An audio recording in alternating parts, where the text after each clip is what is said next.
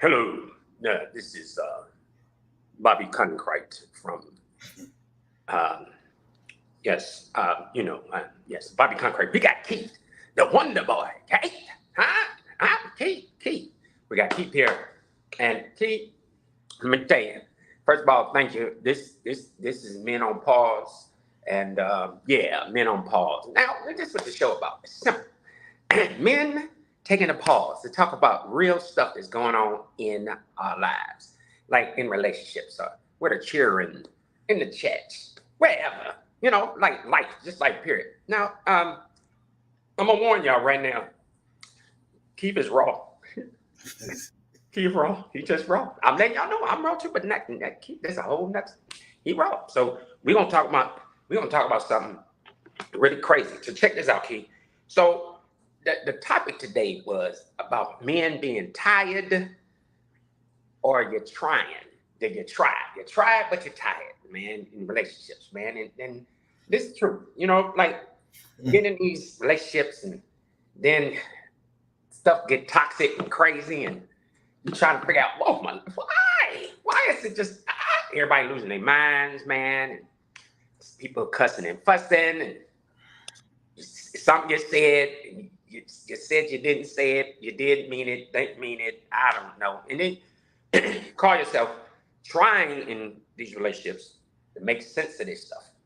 Um, but what ends up happening, these words are flying and these deeds, you know, is all of a sudden about, keeping count on, well, you did this, you did this.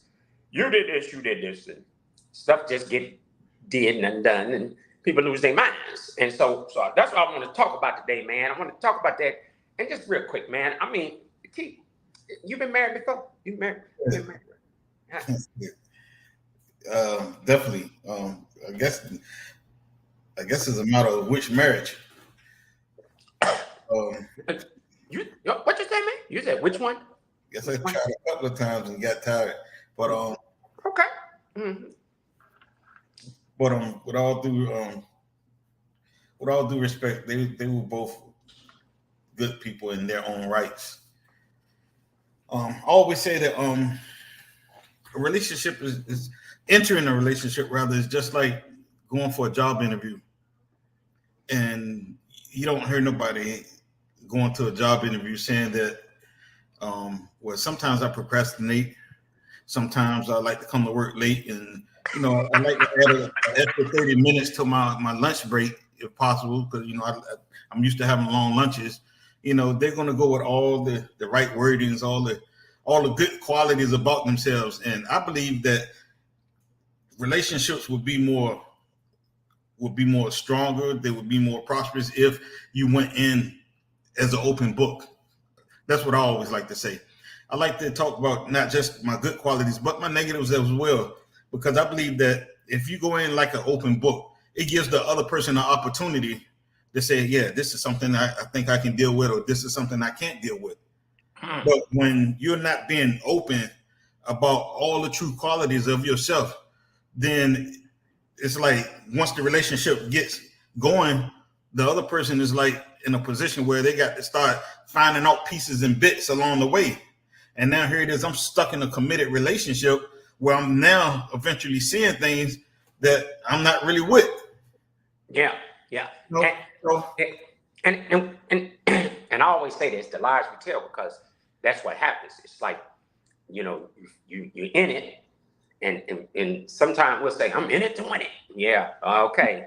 It's some work to be done with that. And I'm gonna put myself out here, like for instance, you know, I got married and I had some demons, some toxic crazy stuff, man, coming up, and and then you trying to figure out what do you do with that as you get older, right? And and I think, in all fairness, there's a lot of things that you should lay on the table, as you say, just put it out there. But when you're in environments where the unspoken stuff is common, like nobody wants to talk about that kind of stuff. It's like, no, let's not talk about it. We're gonna hide that, or I don't want to talk about that, or I don't want to see that side of you. You never deal with it, and then things get out of control. Mm-hmm. Then now what, man? Now we ugly. You know what I'm saying? So I agree with you 100%. Should do that. You're right. I'm just gonna be transparent. I mean, yeah, there's a lot of lying going on when you first meet somebody. You ain't want to tell, man. I don't know about you. Everybody coming in with motives. Yes. You know, everybody got their motive or whatever agenda to why they want to be with this particular person. And always one thing I've learned throughout the years, especially after being in different relationships, is that I come to realize, and I can only speak on myself. I come to realize that we need to spend more time learning the character of a person. See, men, of course, men get caught up into the physical attractions, how the girl shape, how the girl look, stuff like that. And the women, they're getting caught up into the man's pocket, what he's driving, how much money he got. You know, is he a 6-figure dude or whatever like that? You know what I'm saying? Yeah. And I come to learn that you can have two good people that simply don't complement each other character-wise. Right. So if you don't learn the character of that person you're planning on entering a bond, a commitment, or a relationship with, then eventually somewhere down the line it's going to be friction, and you know, you go bump heads, and it may not be good. Well, and you're right about that bumping heads. And a lot of that comes from, again, ladder should have been up front, but ladder in a relationship. Oh, I wanted to tell you this, or I never said this to you, or man, you know what? I don't like this. Exactly. And then I'm like, why now? Yeah, and exactly. And like like again, I try to mostly always retract it back to me, because there's nobody here to defend themselves. So I don't want to start speaking on bringing other people in, as far as who I was with in relationships. But one thing I can say, for example, like, it's not really a gray area. Like, I'm gonna be real nice, or sometimes I can be real nasty. You know what I'm saying? Right. So I'm saying that to say, in the relationship, sometimes instead of when I get mad, I may shut down, and I'm pretty sure there's a lot of men that do that. Mm-hmm. Because once again, men are physical, and women are more verbal, and you got some women that really can say some things with words, and a man can't react to that. So their thing is to get physical. Yeah. Now, I'm not physical in the sense that I was raised better than put hands on a woman, but I know I could probably say some things or whatever that I can't retract or take back. So my thing is, my defense mechanism is I shut down. Sometimes I may go a day or whatever, but there's been times I went a week or longer without even speaking. Yeah. Which I know that isn't good or healthy for a relationship, but if that gets back to the point that if that wasn't discussed in the beginning, then you will look and come up with your own interpretation as far as why I'm not speaking. You're not looking at the fact that, oh, he's upset and he shuts down when he get upset because, you know what I'm saying? So I'm gonna let him cool off before I go and try to talk or have this conversation and get things straight.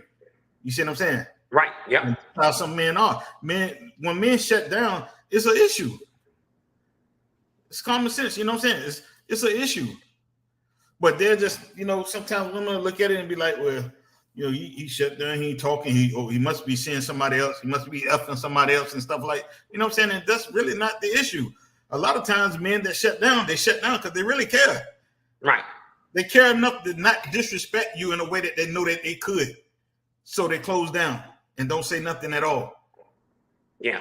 Because you got some men out here that'll take your head off. Yep. You know what I'm saying? And the sad part about it is they the ones that stay faithful and loyal and remain with the men. But the men that's being respectful and say, all right, I'm gonna cool down, I just won't say nothing, in a sense, because that's our way of saying, hey, I'm gonna respect you by not saying nothing. I'm respecting you by not putting hands, you know what I'm saying? Right. But then when you see the relationships that's so-called prospering or whatever, it's the ones that they're going smacking them all upside the head and all right, I'll go out here. You ain't gonna give me nothing. I'll go get something from somebody else. You know what I'm saying? Right. So, I mean, it goes back to the drawing board. You need to be open and upfront and honest in the beginning. Lay everything out on the table. You know what I'm saying? It gives that person the opportunity to say, I don't think that's something I want to deal with. Yep. And so I'm going to throw this out here. Like, one of the things that if we in this relationship stuff, man, when you try but you get tired, right? You feel like you owe me respect. And I feel like you just hit it on the head. Like, man, instead of me doing something stupid, maybe I can't. I don't, because I don't want to go there, right? I feel like if we don't get that understanding, then I'm going to do something that don't make no sense. And everybody reacts different. Everybody, we ain't built the same. I mean, Exactly.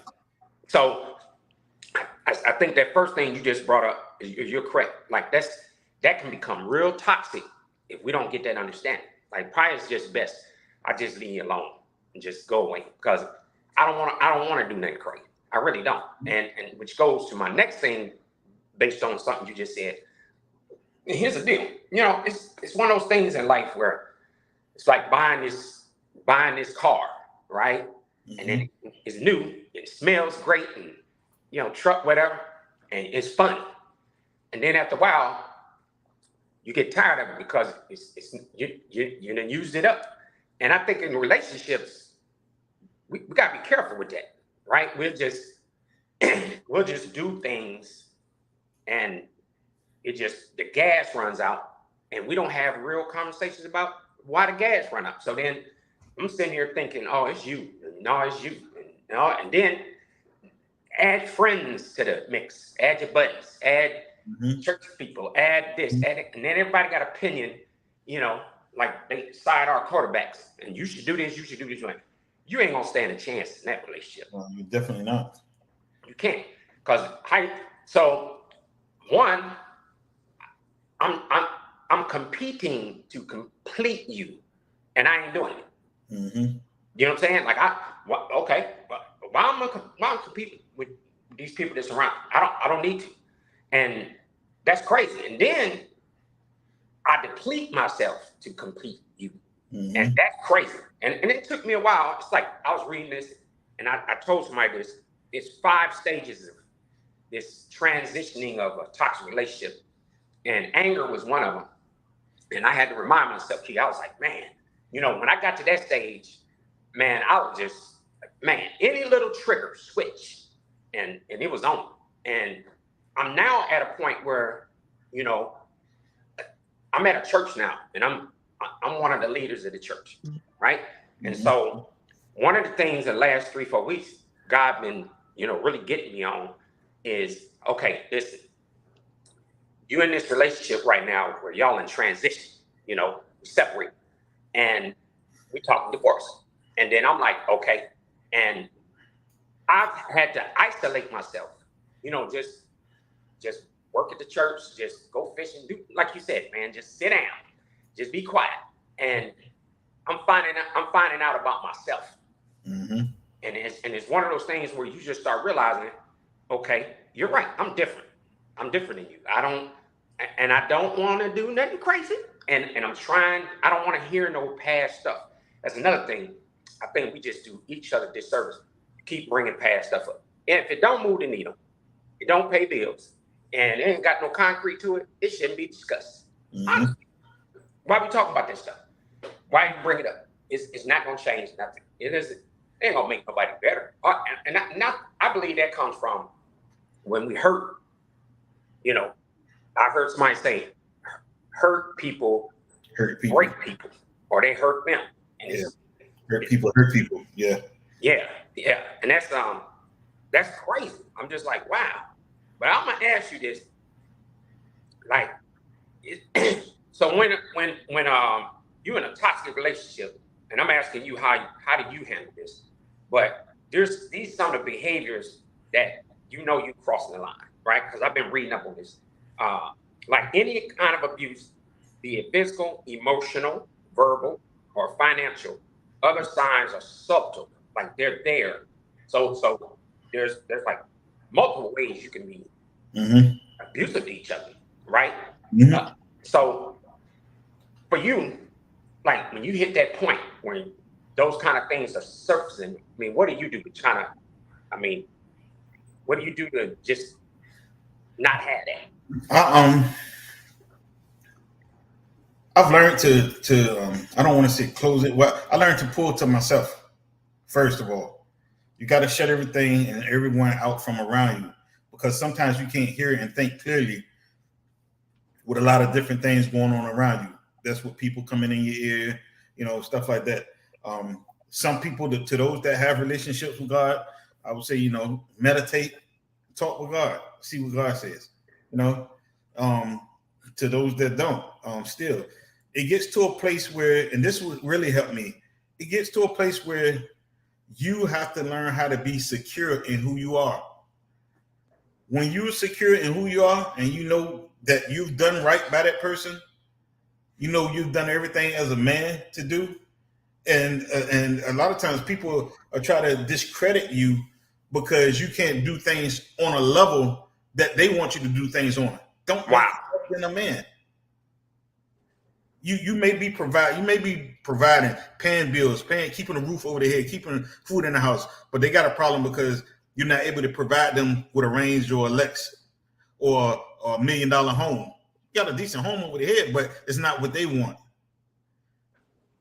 And sometimes that in a sense kind of belittles a man that's not secure in who he is. And you got to get to a point that when you secure, you'll stand back and be like, I messed up. I messed up from the aspect that I love this person enough to accept them for who they are, but yet here it is, they don't accept me for where I'm at in life. So you either have to be able to get to a point where you can talk that out and come to an understanding, or you have to release that person from out of your life. Because don't nobody deserve to deal with no type of abuse. Emotionally, financially, physically, verbally, and people deal with it on a daily basis. People are dealing with it. You can see the expressions on people's face walking around, and people are really hurting. And the sad thing is that the further years go by and time goes about, you see the percentage rate in marriages and stuff is tremendously increasing. Why is that? Because now the new thing now is, you want to be a modern woman, being a modern, and this is another thing I've been thinking about too. A big problem today with a lot of these relationships is, and can you hear me clearly? I want to make sure this is heard. I've been thinking about this for weeks now. This is what a big issue is. You have a lot of people that want to live a modern lifestyle, but the expectations that they put on their mate is from a traditional lifestyle. And the two don't match. You're going to either have a modern relationship or a traditional relationship. I've been watching and listening to a lot of single shows and people that's looking for, dating stuff. And I've just been listening to people and their expectations. And I've been hearing, I want a man that's 6 feet tall. I want a man that's making six figures and stuff like that. And that's your rights to want those things. That's your rights. But the thing is that, what if you got a man that's 5'10", a little bit under 6 feet? Because a lot of these people that's asking for these 6 foot guys be like 5'3", 5'4". Yeah. You know what I'm saying? Yeah, that'll make no sense. I'm not saying it's not right to want what you want, but what if I put it this way? I'll go back to the self again. It was a person I was interested in some years back, and I wasn't married, so go ahead and clear that up because I know this be nationwide. But so the thing is, it was a person I was interested in, had all the qualities that they wanted in a man. Respectful, everything, I could cook, got my own business, everything. The thing is they was into tall men. I was taller than her. You know what I'm saying? I mean, I ain't 6 feet, 5'8", but hey. Oh man. I mean, but I'm just saying that to say, but the thing is, I'm secure in who I am. So my thing is this: I'm learning not to look at it as a rejection in a sense. I'm learning it to look at it as their loss. Right. Because when you know what you're worth and what you bring to the table, your qualities and stuff, then you can look at it as though you're the gift. You know what I'm saying? Right. You can look at it like that. And people struggle with that. I even struggle with it. I mean, I ain't gonna lie to you, man, because you know, it's one of those things where you just kind of feel uneasy about life and where you at, and you know, and I think people don't realize when you ask for, it's almost like you see stuff in other people, but you try to bring that to the table in your relationship. And it's not about what you want, it's what's needed for your life. And that's kind of where I'm at now. I'm kind of like, okay, you know what? Nah, I'd rather go on about my business and just, you know, it's what do I need? You know, and another thing, you know, sometimes folks don't get this. Like I thought I wanted to do what I wanted to do when it came to God. Let me say this. I thought I can ride that fence in my whole entire life. And long as I felt I was giving God what I thought he should be cool with. Now listen to that. That sounds like a pimp, right? I'm sitting here like, God, now, come on, man. No, God, you know what? I preached today. You should be happy. Oh, God, I went to church today. You should be happy. Oh, hold up. Oh, God, I gave my tithes and offering. You should be happy. Like you know, like you bartering with God or something. That's crazy. But anyway, and so, man, you know, I lived like that my whole entire life. Well, now that I'm getting older, I show up to this church in Springfield, and the pastor said something so powerful for me and changed my whole life. He said, look, man, he said, I was living right, but I didn't want to do right. God told him, you know, man, his career was set, Keith. He had it made. All he had to do was punch them tickets. But God wanted him to pastor a small church. And so he said, nah. And it was hell to pay. God like, okay, no problem. I just take my hedge of protection from around you. I don't do your thing.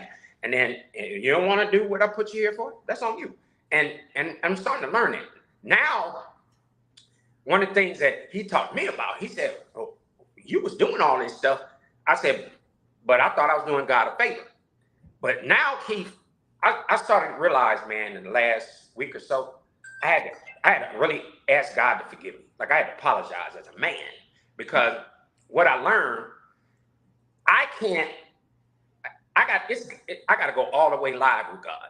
Like when I mean by that, man, you know what I'm saying? Like when I say that, it's gonna be holiness or nothing, right? I was raised in a Church of God in Christ, and I was raised in a holiness environment. Don't get me wrong, I've been Baptist too, and it's not so much the denomination, but it's just for me, those extremes I need. So the pastor, now that I'm at the church, you know, I stay at the house with him, and they had me laughing. He asked me, he said, hey man, he said, I'm about to set this alarm. Is there anything you would like to do before I, you know, set the alarm? Now, Keith, you know, it was probably some stuff I wanted to do, right? Gotta be real. Amen. I said, no, you're in the house of, you're in the man of God's house and all that. Go sit down. See, and see, those truths I'm talking about in relationships. The reason why I'm bringing this up, we gotta be careful when we talking about this love we're supposed to have for each other. And you said something powerful, man. I want to be this modern woman or this loose dude, and I'm gonna do God the way I want to do God. But did you ever ask or think about your partner and what does that do for him or her? What's that going to do? Because what you might be prudent for you may not be prudent for that other person, and they're gonna be on skid row. And here's one thing: my mom did something to prove this point. My dad was an alcoholic, and I've told people this. I don't hide it, man. Look, same. I've been there, done it, man. I'm a binge drinker, right? If I start drinking, I'm going all the way. I'm got to tad up. So my mom used to say, you know, Robert used to stop drinking. So he quit. But guess who didn't quit?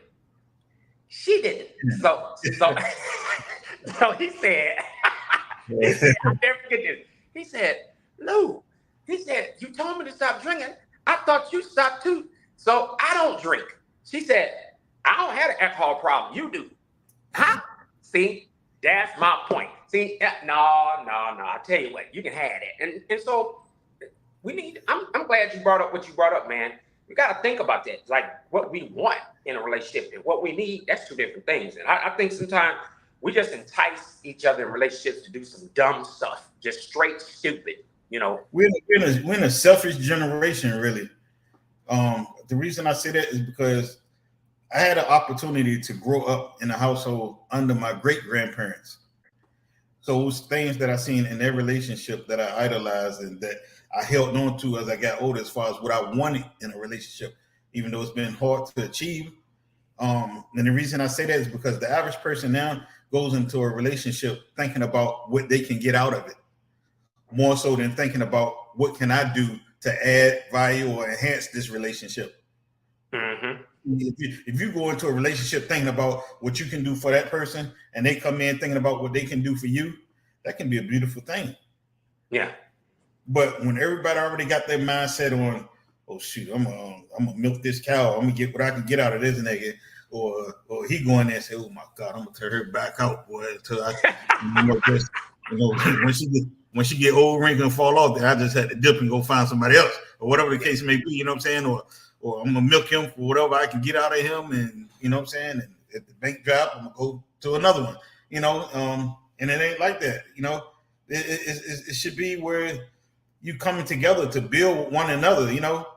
I mean, it's like regardless if you're making $50,000, if you're making $100,000, and the other person coming with their 100 or 30,000, whatever the case may be, why try to live just off of what this person doing, drain and stress and break this person down just so you can move on because you done got what you wanted out of it, instead of putting what you got together and y'all can have more together.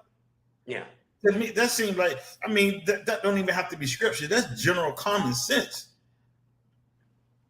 If you think about it, if we're working together and we're coming to, it's already hard enough for two people to come together to be on one accord because you got two complete different characteristics, lifestyles coming together, trying to form this bond of becoming one.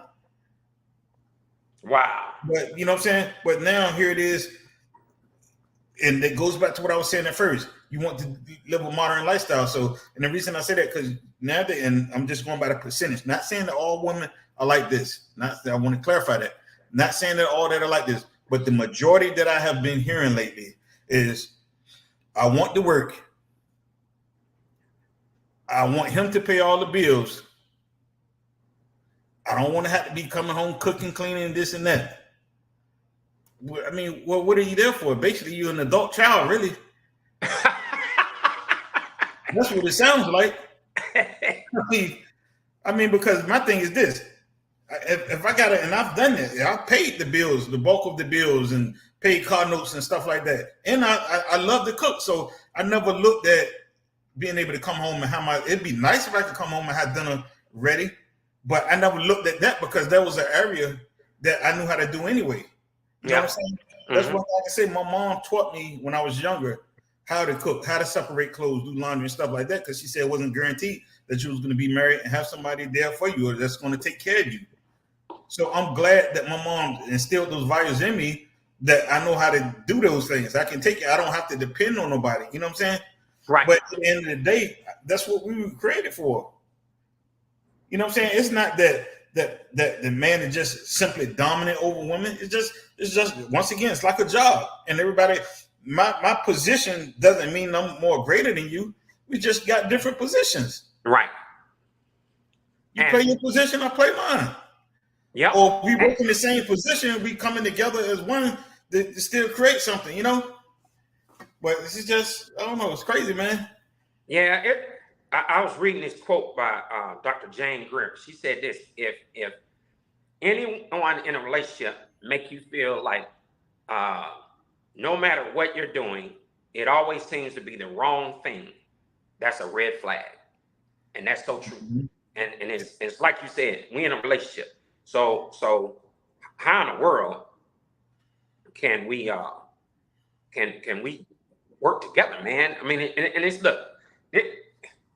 these relationships, people don't want to own it, but man, we got multiple partners, physically, mentally, all of that. Even our heart can be somewhere else, and our minds, and you can be right there with that him or her, and that's that's sad when we just it just becomes a deal of now we want to blame each other and don't want to be honest about where we really are, right? Because we'll say, oh, there's no effort in this relationship, or I feel betrayed, or I don't feel no attachment, or I don't feel no passion for you, or it goes on. And I'm like, no.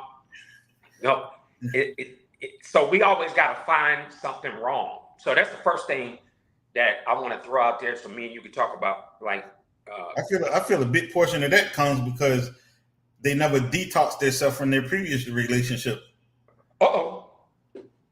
Say that again. They never detoxed themselves from their previous relationship. Yep.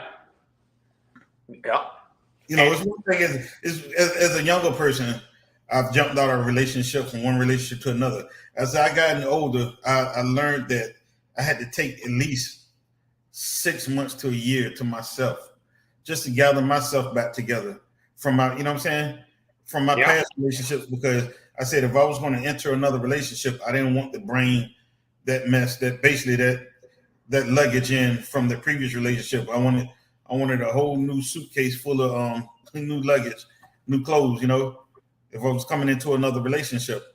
And so and to each individual, they may know how long it takes from them to detox from their previous relationship, depending on the length of time that they were together, depending on how deep they allowed themselves to fall in love with that person, may determine the length of time that they need to have to detox from being with that person to move forward into being with the next person.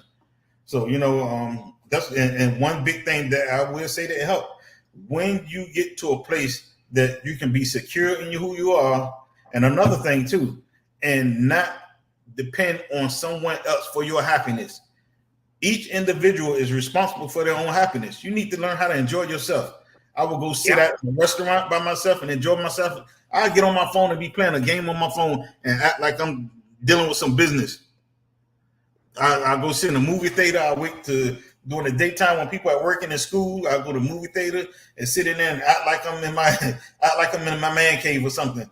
You got it's almost like fantasy. You got to learn how to enjoy yourself, because when you can enjoy yourself, then they can be that much more enjoyable with a person that you really get with, that you really like and that's really feeling you.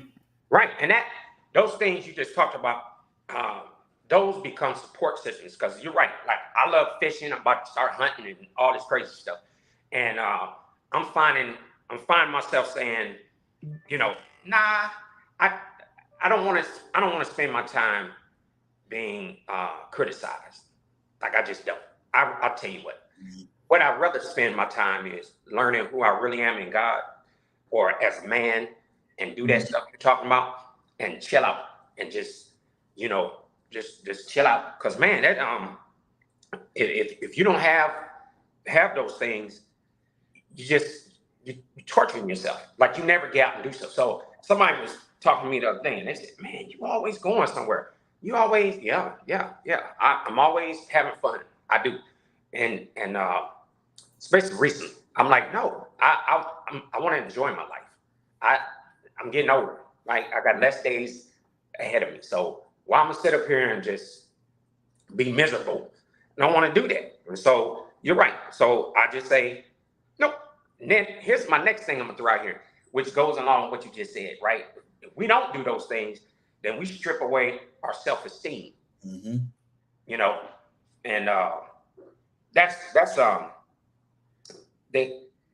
it's like somebody just picking you apart, and just like trying to find out, here's some criticizing statements, or they saying stuff on the sly, trying to be slick. Like, these are some things that it's an undertow. Like, you trying to figure out what was that about? Why you even had to say that? Or, here's some good ones. I don't know if you dealt with this in your relationship. You minding your business, you're in a relationship, and then this stuff couples say to each other. Like, the man will say to his girlfriend or wife with her, I don't like that dress, or she'll say, cut your hair, or I didn't like it, or like that. What's that? What you mean? What you mean that? You don't like? I don't like that. What is that? Like, or you wearing too much makeup, or too much cologne, or why do you have to see your friends, or why do your friends, or see, that's when you know you in trouble. Now you're nitpicking, man. You find yourself losing yourself trying to please somebody else and be who they want you to be.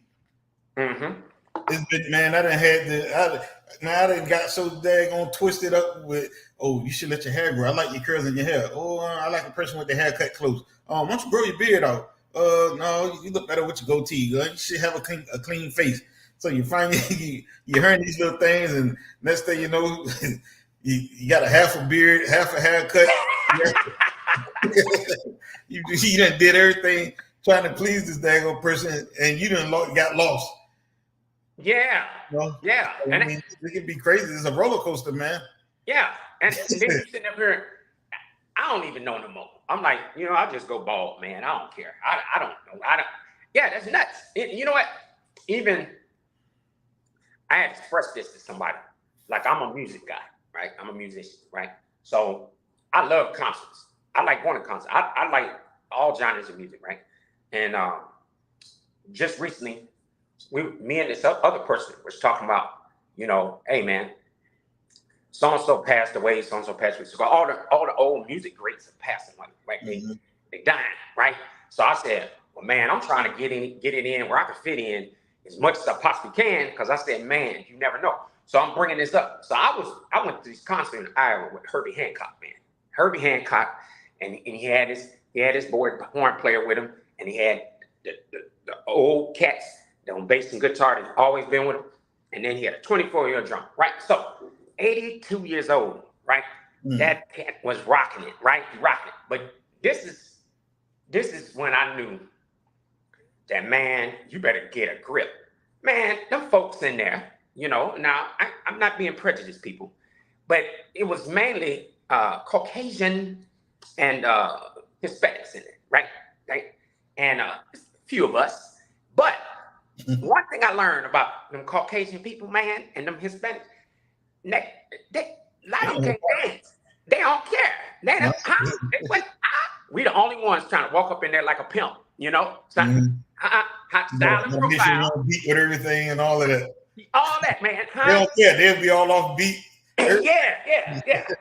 Got heels on, that's elevator size and all that crazy.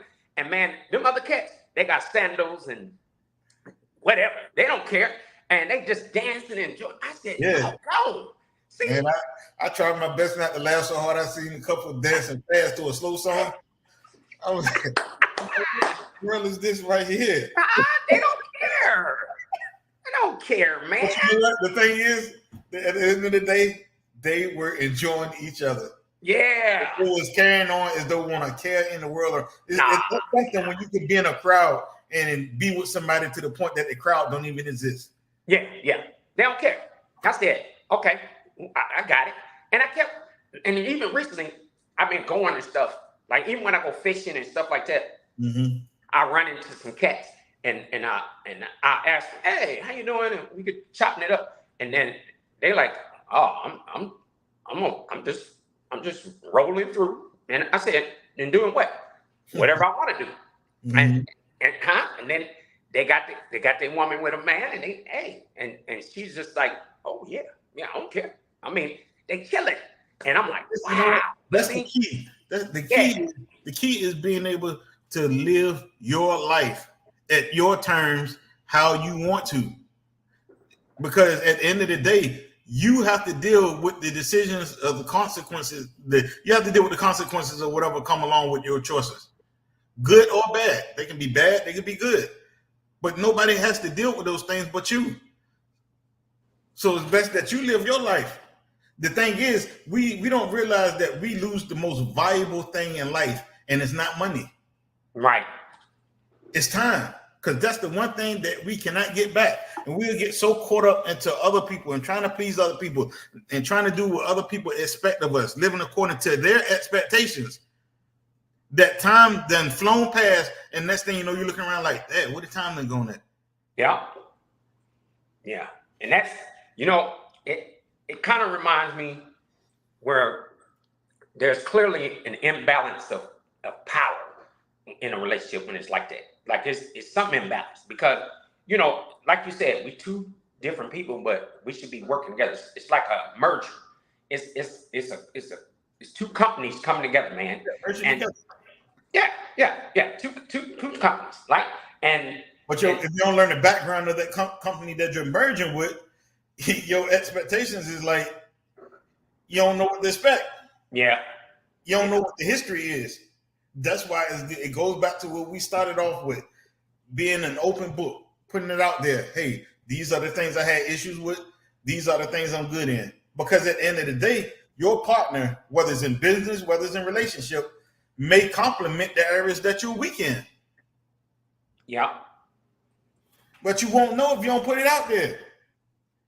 You get in a relationship and the girl would be like, oh, I can't cook, you know, instead of lying saying you can cook, and then you go home and you got boxed everything and or whatever, you know what I'm saying, and crackers and Vienna sausage and stuff, which I don't mind eating, but still. Hey, I try to keep those things because I don't like to forget where I came from. Hey, they good for when hard times hit. Yeah. You know what I'm saying? But still, at the end of the day, don't sit here and try to impress me like you this great cook, and then you daggone looking around for the dog or something to slide the food to. You know what I'm saying?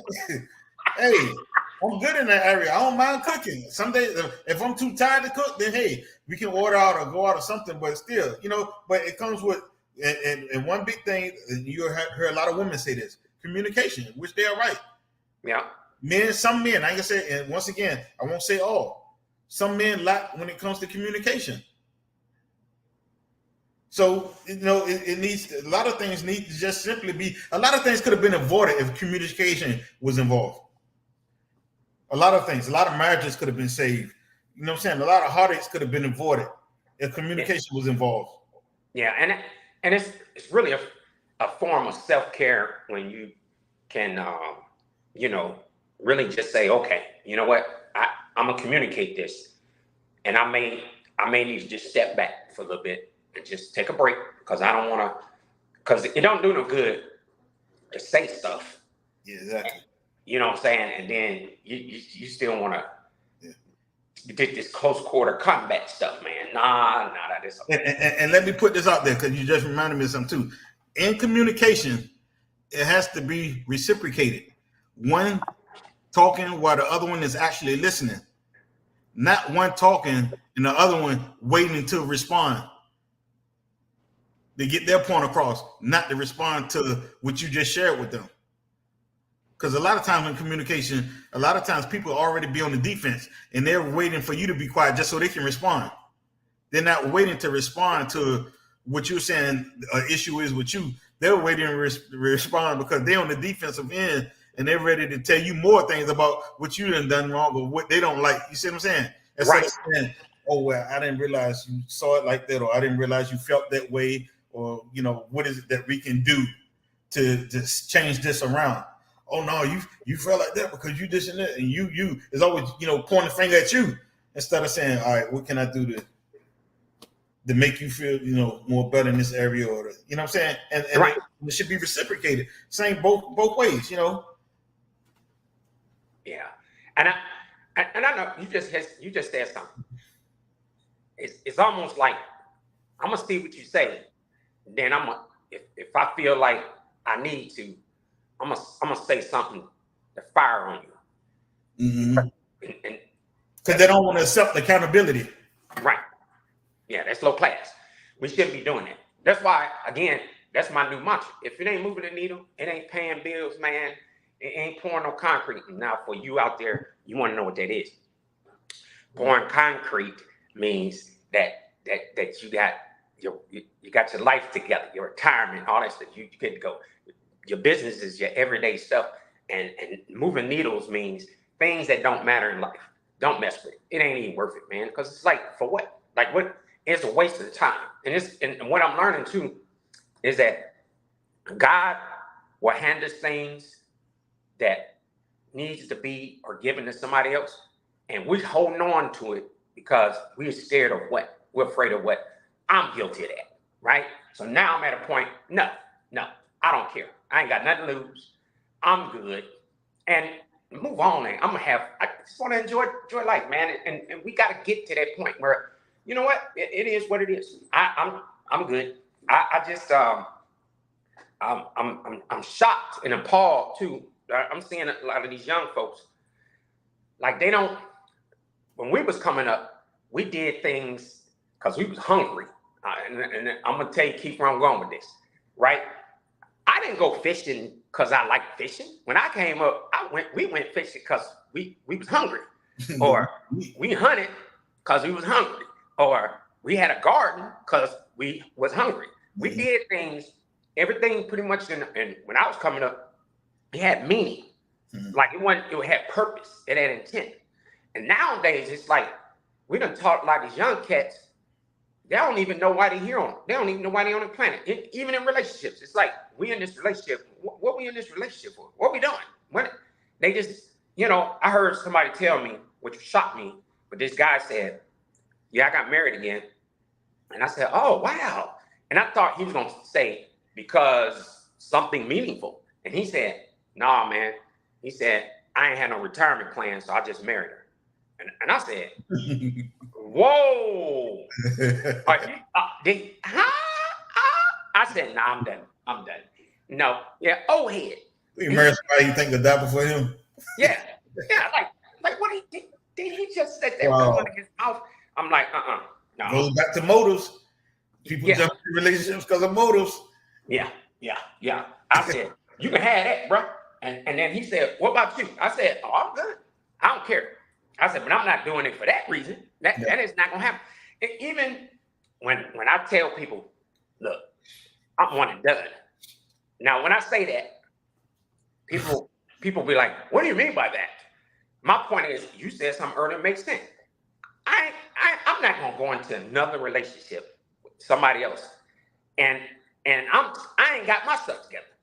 I should learn. Let's just learn. Okay, now when I do it, it's gonna make sense. You know what I'm saying? Like, I ain't rushing. Can't do it. And now it's not to say I won't do it, but I got enough sense. If it didn't work before, you said this, we should learn. Okay. To me, it's not how many times you've been married. I think that's overrated. Like, that has got nothing to do with it. I think if we all are honest, some of us just have been in relationships so long, we would have done the same thing. You know what I'm saying? Like, nobody want to talk about that. Like, I probably would have did that. I probably would have said, okay, next. And as you get older, you evolve, you learn. And when I hear people say, "Well, man, why'd you do that? Why did you get married 2 times, 3 times?" Because, excuse my vernacular, I didn't know what the hell I was doing. I didn't. Yeah. Nobody don't want to be honest with that. I ain't know what the hell. And matter of fact, I just told somebody this again. I said, "Man," somebody asked me, they said, "Well, in your relationship, did you ask God?" No. No. Did you pray about? No. Honestly, I don't think I've read yet what he told us to ask him. I did read what he said, the man that go and find him. And you know what? You got to know what you're finding too. It's something we don't know what we finding, man. We find movie. Yeah, that's the key. You got to know. Titties, all that. We finding all that other stuff. Man. And church folks, not against all y'all church folks, because I'm a church guy too. But doggone, man, the lies we tell. Instead of just being honest, you want to get all deep and wonderful. I said about speaking in tongues and only God the devil know. And then you want to raise your hands and all that. No. If I asked you, did that relationship, did it make sense, right? And instead of you just being honest, saying, "No, it ain't make no sense," right? It didn't make no sense. Yesterday, Keith, I ran into this couple yesterday, and they said, "Oh, how you doing? And what you doing?" And they are, "Oh, wait, check it out. They living some Jesus, God, and all this, getting all deep, wonderful with me, all that. Like, they taking me to church." I said, okay. I see him the next morning.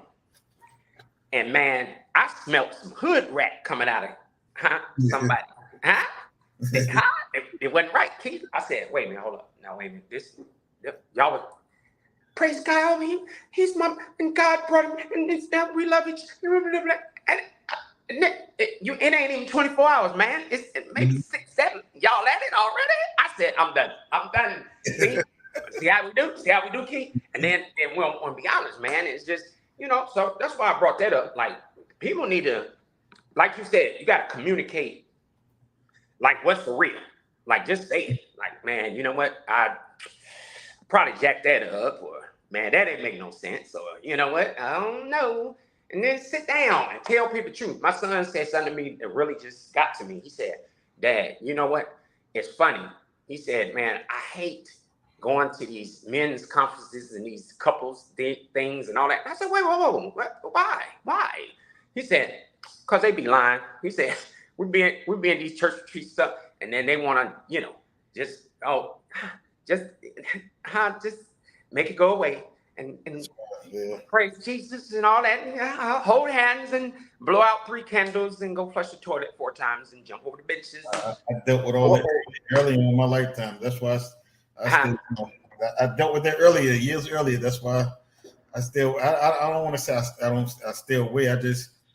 I'll go to church. I go visit. I'm still a believer in Jesus Christ.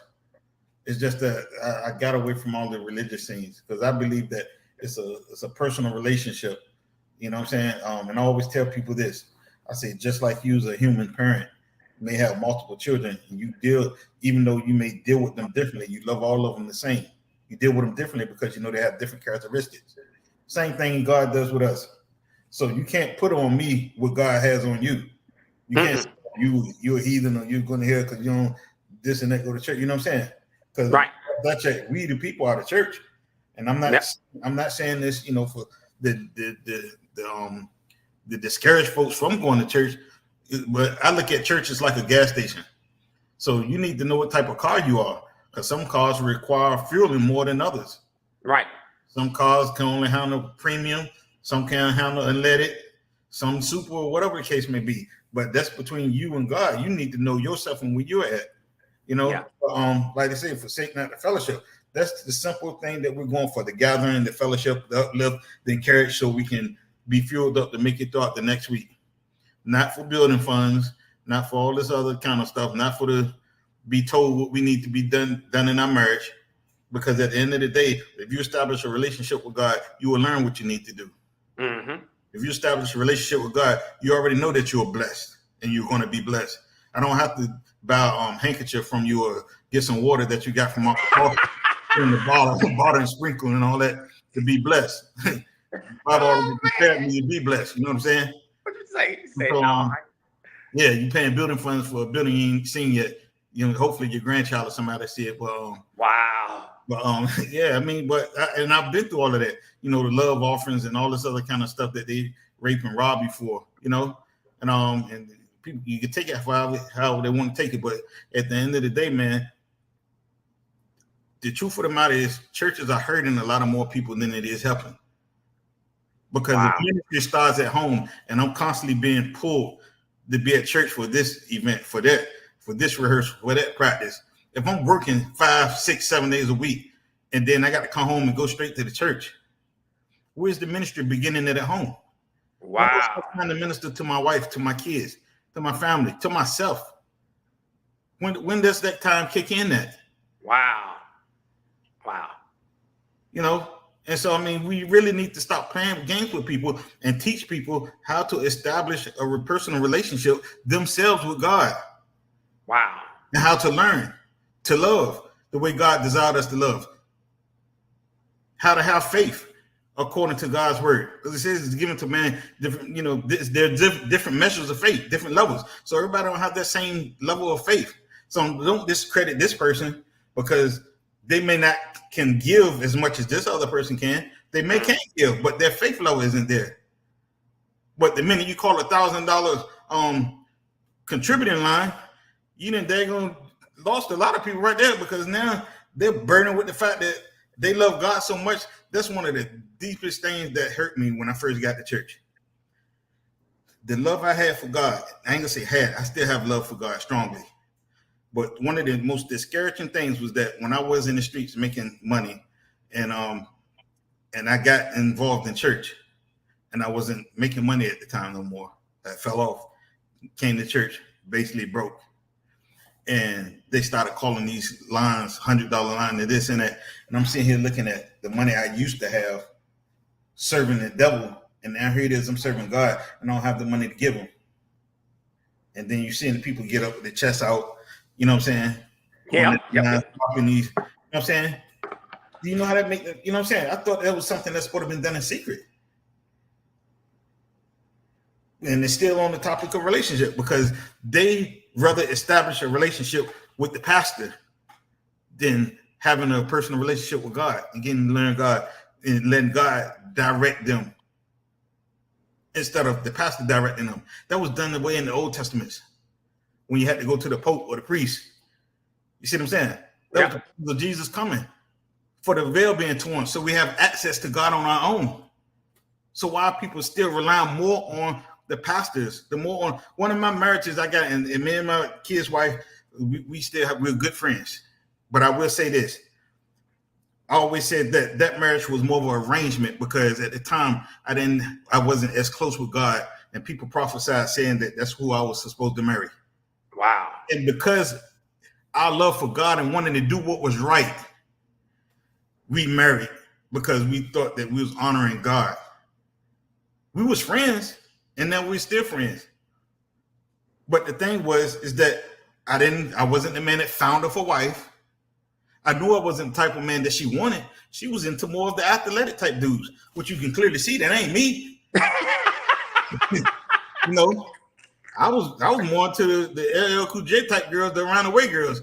You know, throwing a cap, some jeans, have her hair hanging out, and look fly. But still, if we went out somewhere, she can dress up and still look just as good. You know what I'm saying? Right. So, but that was something I had to grow into, something I had to learn throughout years. But there were some hardships and times that probably could have been avoided if someone wasn't selfishly about how they was leading people.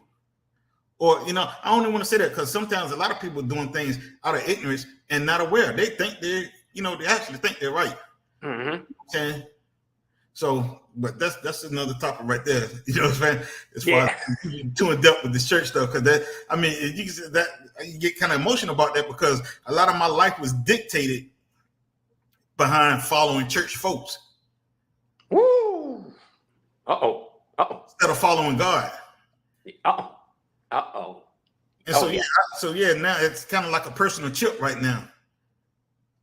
That's why I tell people now, a lot of pastors, truthfully, you say this nationwide, we're talking on? Yeah. A lot of pastors are actually motivational speakers if they ain't preaching and teaching about the kingdom. Truth of the matter. And you know what? You're right. And we're gonna talk about that because that's gonna be something we're gonna talk about on our next segment because it's true. And it's, you know, our time is up, but I will say this, man. You're right. A lot of us, man, we listening to folks, man, and we just not getting it. Like, where's God in all of this, man? It ain't. He has to be involved, right? Like, where is he at? Like, just because you got your Bible and you look like, you know, you got a title and all that. And nah, man. And I'm with you on that. Right now, I'm in that phase in my life where I'm struggling with that. I told the pastor that I'm with now, him and his wife, they said, well, when you come, you know, you're going to be okay. I said, I just want to be the janitor. I don't, huh? That's what I do. I don't need to do all that stuff, man. Been there and done all that. Just enjoy God, man. I ain't got time. I just want God, man. A competition of the titles. Right. I don't need all that. Well, people, our time is up. And this is Bobby Concrete, and I'm with Keith the Wonder Boy. Keith, huh? Y'all didn't know Keith can sing, man. Keith can. Huh? Keith. Maybe if you listen to me while I'm in the shower. Yeah. Keith. Keith, when he keep coming, that's what we call Keith the Wonder Boy. Because man, he's a wonder. Yeah, he got, you know, huh? He just, he got it, man. But that's, you know, next segment, he gonna sing, he gonna sing for us. And then he gonna start us off with a word of prayer and a song. Huh? He gonna give a song. Keith like, no, I'm not. I can handle the prayer part. I let you deal with the praise and worship. No, I'm not. All right, we're signing off. Keith, we'll be back next week, and you better believe, he's just getting warmed up. He's about to go there. We know what we talking about next week, Keith. We gonna talk about that. Don't y'all get offended? I'm sorry. Just too bad. Too bad. All right, love you. See ya.